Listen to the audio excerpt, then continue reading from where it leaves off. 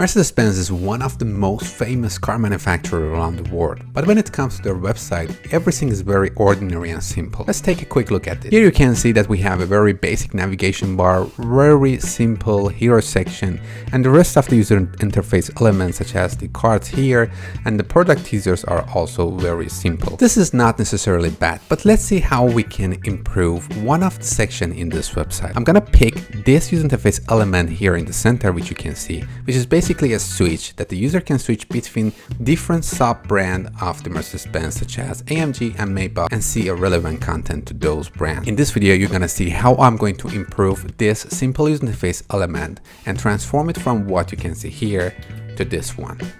So get sure to watch this video until the end. My name is Kia and here is Kimo. Welcome to my channel.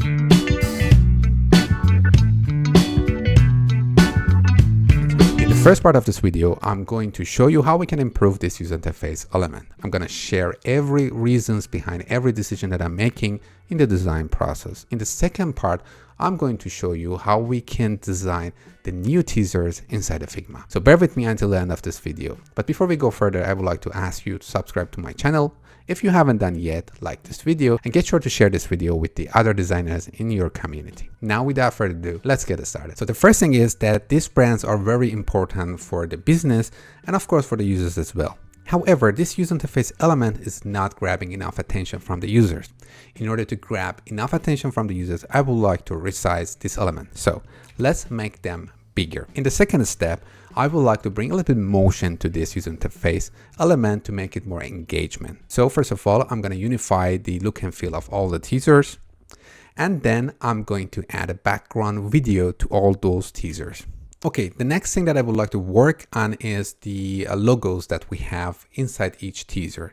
As you can see, the logos are not very consistent with each other because they're coming from different brands with different brand guidelines. So let's see how we can solve this issue. First of all, let's change the colors to white in order to increase the visibility of this element. Second of all, I would like to push these logos one step deeper into the user interface that I have. So I'm gonna make them a badge and then put these logos inside that badge. So this unify form and shape of this badge kind of push this inconsistency a little bit deeper into my design. So users are not going to get bothered so much. The next thing that I would like to improve is that the functionality of this element is not very clear. So it's not very clear for the user that what will happen if the user switch between different tabs. In order to make it more clear, I would like to add one headline and then the text that we have inside it is going to be like a call to action. So basically user can understand what will happen if click on one of this card. In order to increase the readability of this text, I'm going to add a gradient color or effect below this text layers. Okay, our new design is looking much better than the previous version already. However, there is one big problem here. We have 3 videos that are going to be played next to each other and the user has no control on how and when to play these videos or not. And this is kind of annoying and it will distract the users from the main content of this section. To solve this problem, I'm going to make one hover state for this teaser user interface element, which means user will see the thumbnail of the video in the initial state of this teaser card. And when user hover on it, then user can see the video and the video is going to be played in the hover state. This already solved the problem that we had in the previous step. You can see already I also add another extra CTA, which is clarifying what exactly will happen when the user click on each teaser. Okay, this is the current website before we do improvement and transform this user interface element to the newer version. And this is the website after we improve our user interface element. And already you can see that everything is looking more engaging and better. So it's kind of grabbing more attention from the users. Please let me know how do you think about this new design. Just share your opinion and thought in the comment section. I'm going to read all of them. Now it's time to see how we can design this user interface element inside the Figma with the hover effect. Bear with me until the end. Let's continue. First of all, I'm going to collect all the assets that I might need in my design process. The first one is basically the video that I'm going to use for the background video. And then we would have the thumbnail image that I'm going to use for the thumbnail of my teaser. And then we have the logo of the sub-brand, basically here in this case AMG. Okay, now I'm going to pick the frame tool and make one random size frame. This is basically going to be the final frame and layer that I'm going to collect everything within this one, and I'm going to use it as a card in my design. So I'm going to rename it to card from the beginning.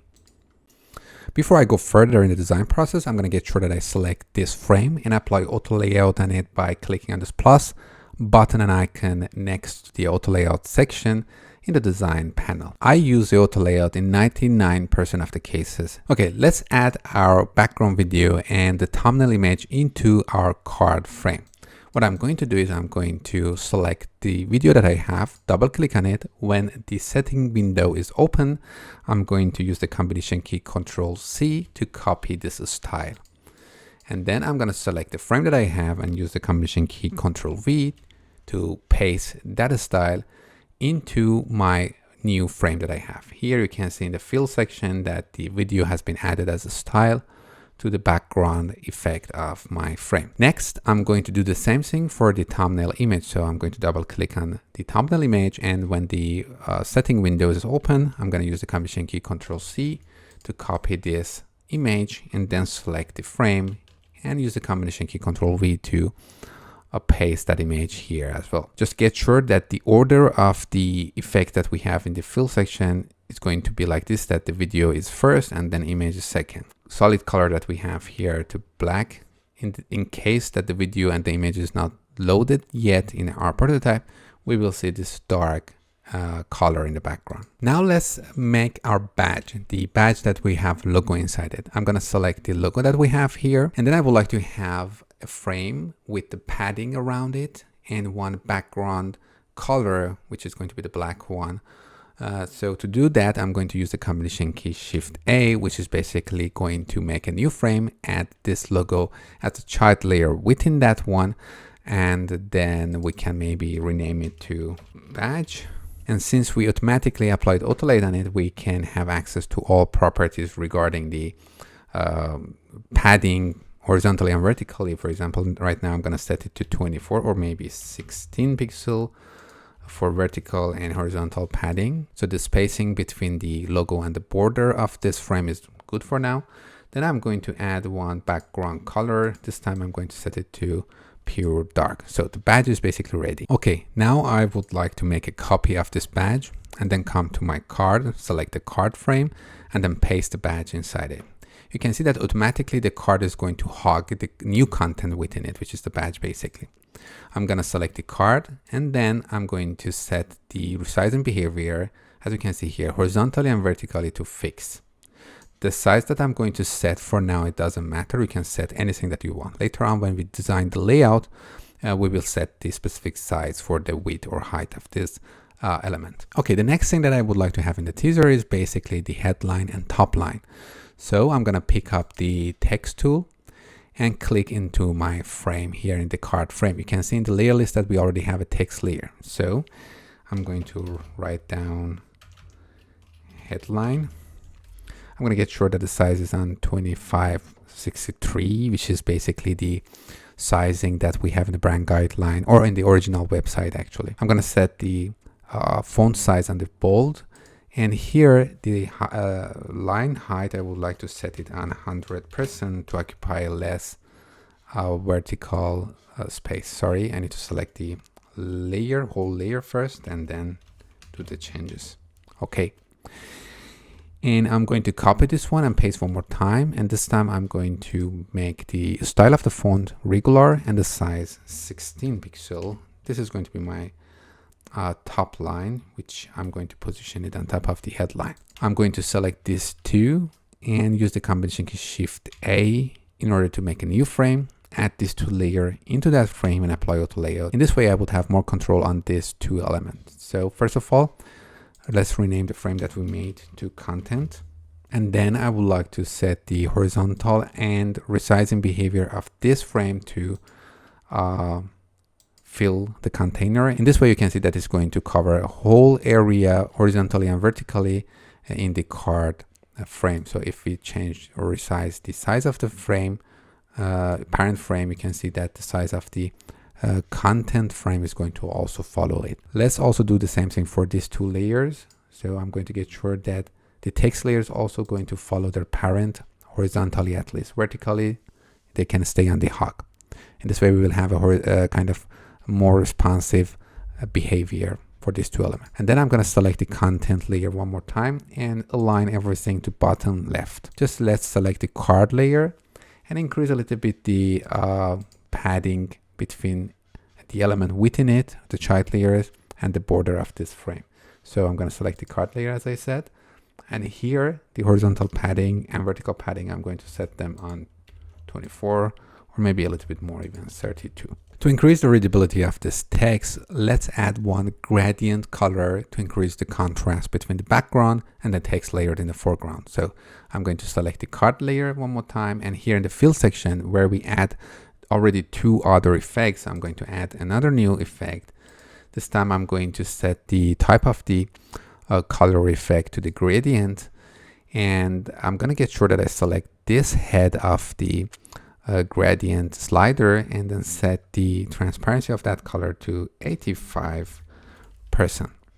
Then here I'm going to increase the transparency of basically the whole effect, whole gradient effect to 100%. So in this way we will have more contrast between the background and the headline here, which is helping us to read the text easier. Okay, the design of our card is ready. This is the look and feel of our card in the initial state. Let's work on the hover effect. In order to work on the hover effect, first of all, I need to get sure that I'm designing the hover effect or hover state here individually. So in the hover state, we basically do not have this thumbnail image. So let's set the transparency of this effect to 0. The second thing that is going to happen in the hover state is that the video is going to automatically be played. So I go to prototype panel, and I'm going to get sure that this option here is kind of turned on for the video. So autoplay. Let's also turn off the sound of the video because it's not really important. We don't want to disturb the users by the sound. Let's select the card in initial state. And this time I'm going to turn off the autoplay. The next user interface element that I would like to have in the hover state is the CTA, which is going to slide in when user hover on the card. To make that CTA, I'm going to copy this headline that we have here, paste it somewhere in my design canvas. I'm going to set the alignment of the text to the center, and then I'm going to get sure I make another frame and apply auto layout on it in order to add a background kind of color and set the padding in a way that I would like to have. So now we made this new frame. Let's call it CTA. And then I'm going to set the top and bottom or vertical padding to maybe 24 pixel. And then I'm going to get sure that the width of this text is big enough to cover whole area, whole width of the teaser. For now, this is okay. Let's add our background color and let's write down the CTA here. Now let's take our CTA and add it to each state of our card design. So I'm going to copy the CTA, select the card, and of course select the card in the hover state and paste this CTA within each card. Then while I'm selecting these two, I'm going to get sure that I set the position of this card to absolute positioning. And the reason is that this will help me to kind of resize this thing easier regardless to padding that we have in the parent layer. Basically we have 24 or 32 pixel padding here for the parent layer, which I want to ignore it. Then I would like to select the CTA here, and here in the constraints section in the menu, I would like to get sure that this card is going to pinned to the right and left side of the card. So when I change the size of the card, the CTA is going to also follow it horizontally and vertically. So I'm going to pin it to the left and right and bottom of the card. Just now I'm going to select the card one more time and get sure that it's going to be out of the card in the initial state. And in the hover state, I would select the content frame that we made, and the headline is inside that, and I'm going to resize it like this. Let's get sure that we have a proper distance between the headline and the CTA, which is 32 pixel. Makes sense because everywhere we have the 32 pixel padding. So this is going to be our card in the hover state, and this is going to be initial state. So the design is completely ready. Let's select these two frame, and then here on top I'm going to select or click on create component set in order to have one component with two different variants. The name of the component is card, which is good. Here is the default, and here is going to be the hover state. So I'm going to select the card one more time, and I'm going to change the properties name to state to make it more understandable. Now these states are ready. Let's design our kind of prototype, our hover effect. So I'm going to select the first state and go to prototype panel. Then I'm going to connect this state to the second one. And here I'm going to set the interaction that I would like to happen to change to. This means I would like when the user hover on this first initial state, the card is going to change to hover state, what you can see here. Get sure to set the animation type on a smart animation, which will help us to have this smooth sliding animation for the CTA. Then I'm going to get sure that the trigger of this interaction is going to be while hovering. So this is going to be the interaction that we need in order to prototype this effect. Now I can make a new frame. Here from our asset list, I'm going to find the card that we made, which is this one, and then add it to the frame. Let's also resize the frame a little bit. And then I can run the prototype to see how it works. So you can see that when I hover this teaser or this card, the video is going to be played and the CTA is sliding in like we expected from the previous step of this video. So things are working very good. And at the end, we just need to copy paste the new content such as the video and thumbnail image and the text in order to create our final design like you see here. I hope you liked this video and you learned something new. And if it was so, please don't forget to like the video and subscribe to my channel if you haven't done yet. And get sure to share this video with the other designers in your community.